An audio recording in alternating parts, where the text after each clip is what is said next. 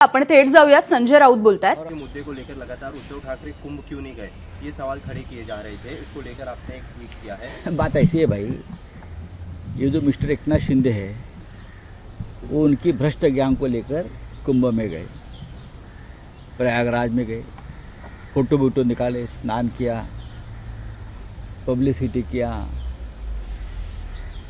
और आकर मुंबई में पूछते हैं कि उद्धव ठाकरे जी कुंभ में क्यों नहीं गए। क्या उनको हिंदू कहलाने में, अगर वो हिंदू है तो कुंभ में जाना चाहिए था। ये कौन बोल रहा है? मिस्टर एकनाथ शिंदे, सबसे भ्रष्ट मुख्यमंत्री रहे देश के और उनके लोग। बात ऐसी है, हिंदुत्व की बात अगर है और उद्धव ठाकरे जी से ये सवाल एकनाथ शिंदे पूछ रहे कि अगर आप हिंदू हैं तो कुंभ में क्यों गए, तो राष्ट्रीय स्वयंसेवक संघ के सरसंघ चालक आदरणीय मोहनराव भागवत जी भी नहीं गए कुंभ में। तो आप नागपुर में जाकर यही सवाल मोहनराव भागवत साहब से पूछिए कि अगर आप हिंदू हो तो आप कुंभ में क्यों नहीं गए। विश्व हिंदू परिषद के जो प्रमुख हैं उनसे जाकर पूछिए, या बजरंग दल के प्रमुख हैं उनसे जाकर पूछिए कि आप अगर हिंदू हैं तो आपको क्या शर्म आती है, आप कुंभ में क्यों नहीं गए। क्योंकि अब तक इस देश में बहुत से कुंभ हो गए हैं। मैंने अब तक ये फोटो नहीं देखा है या चित्र नहीं देखा है कि डॉक्टर हेगडेवार जी, गोळवळकर गुरु जी, बाला साहेब देवरत जी, रज्जू भैया जी, के सुदर्शन जी, ये सब सरसंघ चालक थे। वो कभी कुंभ में गए और उनकी तस्वीर मैंने देखी है कि वो स्नान कर रहे हैं या कुंभ में जाकर काम कर रहे हैं।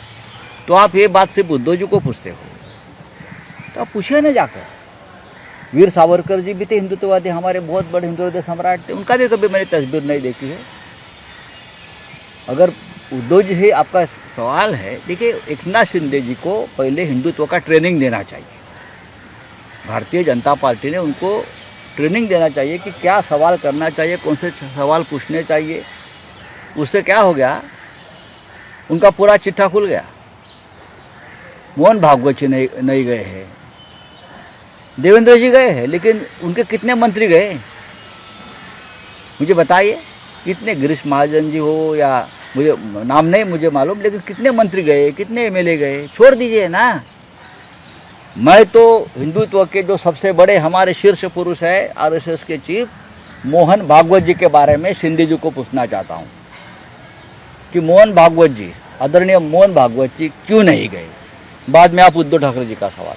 हम तो देख रहे थे कि जब ये तो सब नकली ढोंगी हिंदुत्ववादी है जो गए ना, वो प्राइम मिनिस्टर की उम्र 73 साल 73 साल की, कितने साल हो गए, 75 साल हो गए, हो रहे हैं। प्रधानमंत्री होने के बाद कुंभ में गए, उसके भी बहुत कुंभ हो गया है, अर्ध कुंभ हो गया है, फिर उधर दूसरे कुंभ हो गए हैं। उससे पहले कभी मोदी जी गए थे कुंभ में। ये पब्लिसिटी स्टंट है ये लोगों का सब। हमको ये सवाल मत करिए हिंदुत्व के बारे में। शिंदे जी, आपको हिंदुत्व के बारे में फिर से ट्रेनिंग लेनी पड़ेगी, क्योंकि आप नकली हिंदुत्व स्वीकार करके हमसे बात कर रहे हैं। हम ओरिजिनल हिंदुत्व वाले लोग हैं। हाच मराठीमध्ये प्रश्न आहे, किसका नाम आगे करना चाहेंगे अगर ट्रेनिंग लेना हो एकनाथ शिंदे का, तो किसके नेतृत्व में जो है ट्रेनिंग ना। अब तो जो उनका ट्रेनिंग चल रहा है वो इस प्रकार से चल रहा है ना, ये झूठ मूठ के हिंदुत्व के बारे में सवाल पूछे। उनको ट्रेनिंग देना चाहिए कि बीजेपी क्या है, आरएसएस क्या है, कौन से सवाल पूछने से कैसे बुमरैंग होता है, क्या होता है। हाँ, ये कौन से हिंदुत्ववादी है एकनाथ शिंदे जी। हाँ, हमको सवाल करते हैं। हमारे स्कूल में पढ़कर वहाँ गए और पढ़ाई खत्म हो गई आपकी। राऊत साहेब, हाच मराठीमध्ये प्रश्न आहे की माजी मुख्यमंत्री एकनाथ शिंदे यांनी प्रश्न उपस्थित केला आहे की उद्धव ठाकरे कुंभमेळ्यात का गेले नाही। तुम्ही आज ट्विटच्या माध्यमातून भूमिका व्यक्त केली आहे, काय नेमकं तुम्हाला म्हणायचं? बघा, एकनाथ शिंदे यांना भारतीय जनता पक्षानं किंवा अमित शहाकडे जर एखादी कुठली ट्रेनिंग स्कूल असेल हिंदुत्वाची वगैरे, तर त्यांना हिंदुत्वासंदर्भात व्यवस्थित ट्रेनिंग देऊन बोलायला शिकवायला पाहिजे। ते गेले त्यांच्या भ्रष्ट मंत्र्यांच्या टोळीला का आमदारांना घेऊन, आंघोळी वगैरे घातल्या, त्यांना कोणता साबण नेला होता मला माहीत नाही, त्यांनी कोणाकडून साबण घेऊन गेले होते साफसफाईला, का अमित शहाने एक वेगळा साबण तयार केला आहे वॉशिंग मशीनप्रमाणे. इथे आले होते ते आम्हाला प्रश्न करतायत की माननीय उद्धव ठाकरे कुंभला का गेले नाहीत. त्यांना ते जर हिंदू असतील तर त्याने कुंभला जायला पाहिजे होतं. कुंभला गेल्यामुळे हिंदुत्व बळकट होतं किंवा काही होतं असं मला वाटत नाही. आमचे अनेक सहकारी जाऊन आले, स्वतः सुनील राऊत जाऊन आले, माझे भाऊ. माझा प्रश्न एकनाथ शिंदेंना असा आहे, जर उद्धव ठाकरे कुंभला गेले नाहीत म्हणून त्यांचं हिंदुत्व हे संशयाच्या भोवऱ्यात तुम्ही टाकत असाल, तर आपण कुंभला का गेलं नाहीत हिंदू असून, हा प्रश्न एकनाथ शिंदे यांनी आदरणीय सरसंघचालक मोहनरावजी भागवत यांना सुद्धा विचारायला पाहिजे. मी मोहनराव भागवत साहेबांचा कुठलं चित्र किंवा व्हिडिओ पाहिला नाही की ते कुंभला गेलेत आणि स्नान करतात कुंभमध्ये, किंवा संघाचे इतर नेते प्रमुख, इतर जे त्यांचे प्रमुख नेते आहेत, सरकार्यवाह असतील वगैरे वगैरे वगैरे वगैरे, मी कोणालाही पाहिलं नाही की जाऊन तिथे आंघोळ करतायत आणि पुण्य प्राप्त करतायत. अशा प्रकारच्या पुण्यप्राप्तीवर त्यांचा विषय हे नसावा, विश्वास नसावा. पण मोहनराव भागवत जर गेले नाहीत, आम्ही मोहनराव भागवतांना फॉलो करतो, मागे सांगितलं, बाकी नकली हिंदुत्व आहे. आमच्यासाठी मोहनराव भागवत सरसंघचालक, आम्ही त्यांना फॉलो करतो. आमचं ठरलं होतं मोहनराव भागवत जे गेले आंघोळीला की त्यांच्या पाठोपाठ आपण आपला शाही स्नानाचा कार्यक्रम करायचा.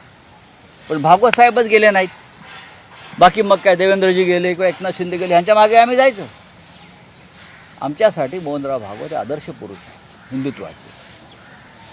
आणि मी माझ्या संपूर्ण आयुष्यामध्ये हेगडेवारजी असतील किंवा गोळवळकर गुरुजी असतील, बाळासाहेब देवरजी असतील, रज्जू भैया असतील, सुदर्शनजी असतील, यापैकी कोणालाही कुंभच्या सोहळ्यात जाऊन स्नान करतानाचे छायाचित्र आम्हाला आढळले नाहीत. मी पाहत होतो की आम्ही कशाप्रकारे कुंभमध्ये सहभागी व्हावं, म्हणून मी काही जुना इतिहास चालण्याचा प्रयत्न केला. म्हणजे कुछ मिळाही नाही, मला काय सापडलं नाही.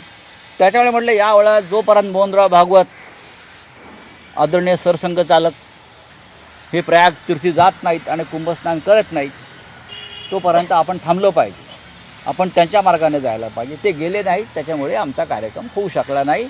हे मी तुमच्या माजी मुख्यमंत्र्यांना सांगू इच्छितो. आता आम्हाला प्रश्न विचारण्याआधी तुम्ही कृपा करून नागपूरला जा, एक पत्रकार परिषद घ्या आणि आदरणीय सरसंघचालकांना विचारा की भागवत साहेब आपण का गेला नाहीत कुंभला, आपण हिंदू आहात, आपण हिंदुत्ववादी संघटनेचे प्रमुख आहात, आपण का गेला नाहीत, हा प्रश्न विचारा आणि मग आमच्याकडे या. राऊतसाहेब, माजी मुख्यमंत्री एकनाथ शिंदे यांचा विषयच निघाला आहे, तर आज सामना संपादकीय रोखोकमध्ये जे तुम्ही एक संवाद दिलेला आहे, तोच संवाद घडला आहे. अमित शहा आणि एकनाथ शिंदे यांच्यातला जो संवाद आहे, हा खरा संवाद आहे की हा हा काल्पनिक खरा संवाद संवाद आहे?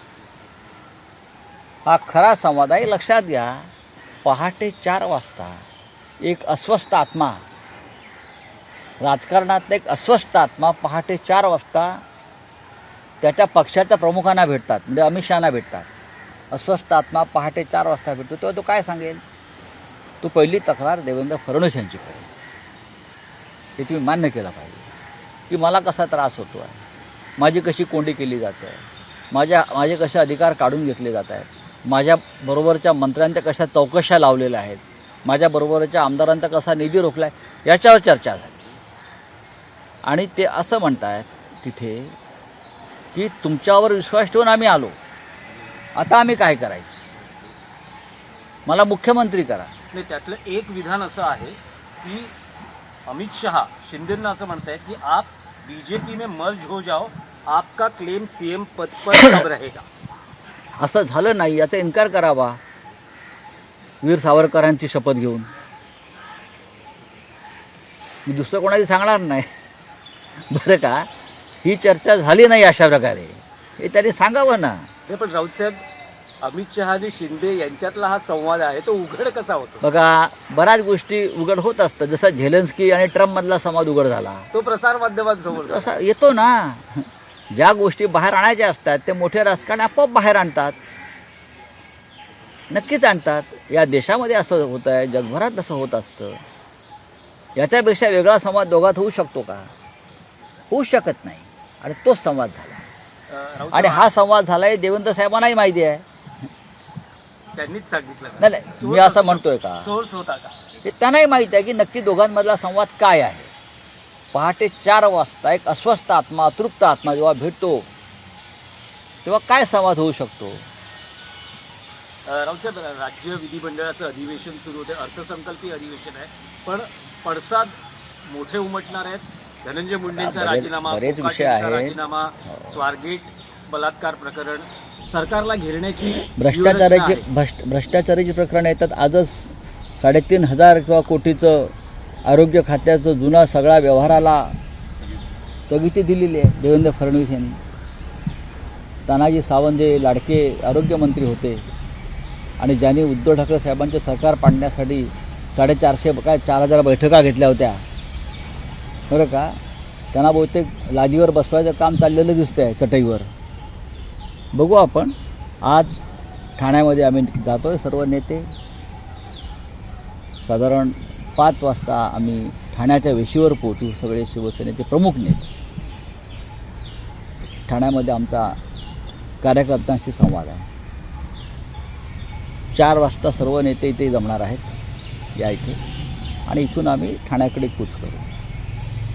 शिवसेनेच्या संघटनात्मक बांधणीसाठी महाराष्ट्रात जिल्ह्या जिल्ह्यात नेत्यांनी फिरावं अशी भूमिका पक्षप्रमुखांची आहे.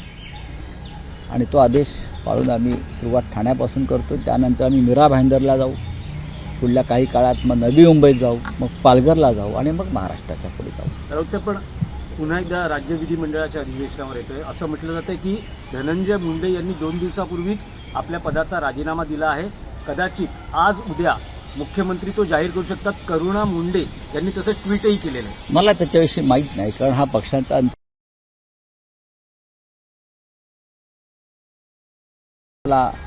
संतोष देशमुख खून प्रकरणातलं सूत्रधार मुख्य मास्टर माइंड असल्याचं आरोपपत्रात सांगण्यात आलेलं आहे. लोक म्हणतात वाल्मिक कराड आणि धनंजय मुंडे हे एकाच नाण्याच्या 2 बाजू आहेत. त्याच्यामुळे नैतिकतेच्या दृष्टिकोनातून जर हा राजीनामा मुख्यमंत्र्यांनी घेतला तर विधिमंडळामध्ये नक्की त्याचे पडसाद उमटतील. माणिकराव कोथनाडे असेल, सुरक्षेचा प्रश्न असेल, अशा अनेक गोष्टी घेऊन विधानसभेमध्ये बघा, ह्याच्यावरती मी काय विधिमंडळात नाही, मी विधानसभेत नाही किंवा मी विधान परिषदेत नाही. आता आमचे जे नेते आहेत त्या दोन्ही सभागृहातले, तुम्ही त्यांच्याशी या विषयावर संवाद आज साधा. नाही, पण या प्रकरणात तुम्ही म्हणता की तुमचे नेते मांडतील, विरोधी पक्ष नेता यावर शिवसेना युबीटी यंदा दावा सांगणार आहे. बघा, 100% सांगणार. शिवसेनेकडे 20चा आकडा आहे. आमचे जे सहकारी आहेत काँग्रेस, राष्ट्रवादी, आम्ही निवडणुका एकत्र लढलेलो, लक्षात घ्या. आम्ही निवडणुका वेगळ्या लढलो आणि एकत्र आलो असं नाही. तेव्हा आम्ही एकत्र आहोत. त्याच्यामुळे आम्ही साधारण 50च्या पुढे आमचा आकडा आहे आमदारांचा. आणि घटनेनुसार, नियमानुसार विरोधी पक्षनेतेपद आम्हाला मिळायला पाहिजे. विरोधी पक्ष नेता कोण असेल शिवसेना युबीटीमध्ये? कारण अजूनही निर्णय झाला नाही. निर्णय झालेला आहे. आता माननीय उद्धवजी उद्यापासून विधिमंडळात आहेत. तुम्ही त्यांच्याशी संवाद साधू शकता. पण अशा वेळेस विधान परिषदेतलं विरोधी पक्षनेतेपद काँग्रेसकडे जाऊ शकतं. बघा, हे मी आत्ता कसं काय तुम्हाला सांगा, त्याच्यावरती मी कसं काय मत व्यक्त करू? पाहू ना आपण काय कसं काय ते. बोला, काय क्या है? सामना रोक में अमित शाह और एकनाथ शिंदे का एक कन्वर्सेशन लिखा गया है, जिसमें ये लिखा गया कि अमित शाह ने एकनाथ शिंदे को कहा कि बीजेपी में विलीन हो जाइए, तब मुख्यमंत्री की जो बात है वो होगी. आपने इस बात का जो रोक टोक में जिक्र किया है, क्या कुछ जो है जानकारी इसमें सामने आई है? ये कोई जानकारी है? ये सुबह 4 बजे एक अतृप्त आत्मा महाराष्ट्र के राजनीति का, उनके हाईकमांड को मिलता है दिल्ली में 4 बजे पुणे में. वो क्यों मिलता है? सबसे पहले मुख्यमंत्री देवेंद्र फडणवीस के बारे में उनकी कुछ शिकायतें हैं कि कैसे मुझे दबाया जा रहा है, कैसे मेरे लोगों को तंग किया जा रहा है, कैसे मेरे लोगों की जांच की जा रही है. और आपने मुझे कहा था कि मुझे मुख्यमंत्री बनाएंगे, चुनाव के बाद भी आपने मुख्यमंत्री बनाया नहीं, तो अमित शाह जी उनको ज़रूर कहेंगे कि भाई अभी हमारे 125 से ज़्यादा MLA तो आपको कैसे बनाएंगे. अगर आपको मुख्यमंत्री बनने का आपका क्लेम करना है अब बाहर की कोई पार्टी का मुख्यमंत्री नहीं बनेगा, इतना हमारे पास बहुमत है। तो आपको पार्टी में मर्ज होना, आपकी जो पार्टी है वो मर्ज करो हमारे में, तो आपका क्लेम रहेगा। ये एक डायलॉग बाहर आया है। तो तानाजी सावंत 3,200 करोड़ का एक और जो है टेंडर है उसको खारिज कर दिया। एकनाथ शिंदे के जो है सहयोगी रहे हैं। देवेंद्र फडणवीस की जिस तरीके से एक्शन ले रहे हैं, उसके बाद ये सामने आ रही है कि एकनाथ शिंदे की ओर से जितने भी इसके पहले टेंडर निकाले गए हैं, उनके सहयोगी की ओर से टेंडर निकाले गए, उसको कहीं ना कहीं खारिज देखिए, कर दिया टेंडर गया से है। बात टेंडर की नहीं है। मनमुटाव चल 2-2.5 साल में पूरे महाराष्ट्र को इस तरह से लूटा था, वो अगर आप देखेंगे तो आप आश्चर्य में पड़ जाएंगे। इतना भ्रष्टाचार इस राज्य में कभी नहीं हुआ था। ब्रिटिशों ने 150 साल में नहीं लूटा था, उतना 2 साल में लूट लिया। पूरा खजाना खाली कर दिया, कॉन्ट्रैक्टर के खिस्से खाली कर दिए, जेब खाली कर दी। तो अगर मुख्यमंत्री देवेंद्र फडणवीस साफ सफाई की मुहिम कर रहे हैं तो उनका स्वागत करना चाहिए। चलो, थैंक यू। मणिपुर की स्थिति को लेकर अमित शाह ने बैठक एबीपी माझा, उघडा डोळे बघा नीट।